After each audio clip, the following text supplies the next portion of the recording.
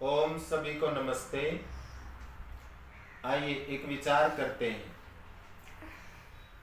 आज अक्सर हिंदू समाज में ये कहते हैं कि हिंदू समाज को मुसलमानों से बहुत खतरा है,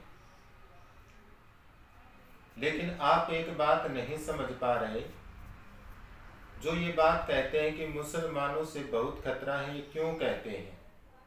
कि कहीं आने वाले समय में मुसलमान भारत देश पर कब्जा करेंगे, हिंदू समाज को समाप्त कर रहे हैं और बिल्कुल ही कर देंगे। ऐसी ऐसी बातें चलती रहती हैं, लेकिन इस बात पर भी तो विचार किया जाए कि हिंदू समाज अपने आप में भी मिट रहा है। हिंदू समाज अपने आप में बहुत वैर रखता है, आपस में मारते हैं, आपस में रोजाना हत्याएं होती हैं, कहीं जमीन के विवाद में, कहीं पैसे के लिए, और कहीं छोटी छोटी बातों पर रंजिश हो जाती है और उसी पर हत्या कर देते हैं। तो मैं कहना चाहता हूँ कि मुसलमान समाज तो हिंदू समाज को बहुत बाद में मिटाएगा। कहीं ऐसा न हो कि ये हिंदू समाज अपने आप ही मिट जाए। देखो, मैं प्रतिदिन अखबार पढ़ता हूँ और उस अखबार में कभी ये खबर आती है कि एक औरत ने, एक पत्नी ने प्रेमी संग मिलकर की पति की हत्या।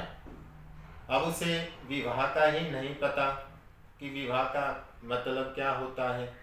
अब उसको यही नहीं पता ये पति कौन होता है, और प्रेमी संग मिलकर पति की हत्या कर देती है।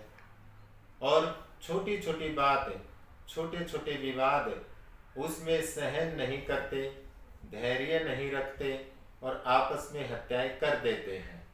देखो, ये आज के अखबार में 17 अप्रैल को माँ के सामने बेटे की दौड़ा कर की हत्या, सुए से किए ताबड़तोड़ वार। 15 दिन पहले हुआ था म्यूजिक सिस्टम पर नाचने को लेकर झगड़ा। देखो, 15 दिन पहले किसी छोटी ही बात पर म्यूजिक सिस्टम पर नाच रहे थे और उसमें एक छोटी ही बात पर झगड़ा हो गया और उसमें रंजिश रखते हुए आज इस नौयुवक की हत्या कर दी गई।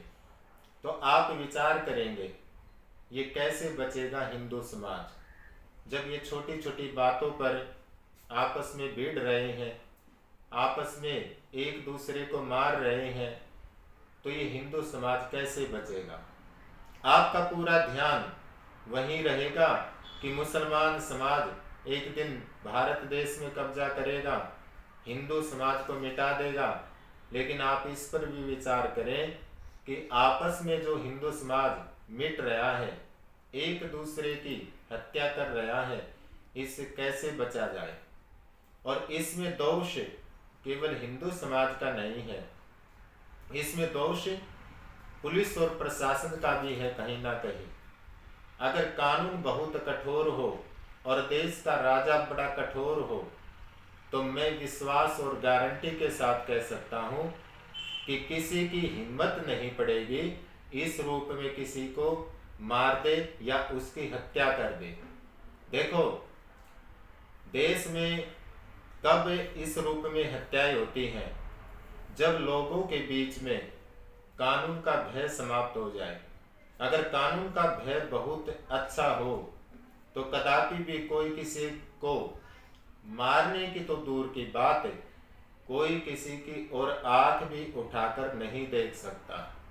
इसलिए कहीं ना कहीं ये कानून की भी कमी है कि वो सख्त नहीं है। अगर कानून बहुत सख्त हो और कानून का भय प्रत्येक व्यक्ति के अंदर हो कि अगर मैं किसी को मारूंगा तो कानून की ओर से बहुत कठोर दंड मिलेगा, उसकी रूह कांप जाए, ऐसे कानून होने चाहिए, तभी इस प्रकार से देश में हत्याएं नहीं होंगी। नहीं तो आज देखो समाज में कितनी अराजकता फैली पड़ी है। छोटी छोटी बातों पे झगड़े में सीधी हत्याएं कर रहे हैं व्यक्तियों की। तो इसका सीधा मतलब क्या है कि व्यक्तियों के अंदर कानून का भय नहीं है, किंतु फिर भी हिंदू समाज को समझना चाहिए कि जो आप कह रहे हो कि मुसलमान समाज से बहुत अधिक खतरा है, वो तो है, वो तो बाद की बात है, लेकिन अपने आप समझ जाओ, नहीं तो अपने आप ही आप मिट जाओगे, एक दूसरे की हत्याएं करके, एक दूसरे को मारकर, और फिर आप देखते रह जाओगे कि ये क्या हो गया। अब भी संभलने का समय है, आप संभल जाओ। इसी के साथ मैं अपनी वाणी को विराम देता हूँ। इति ओम शांति।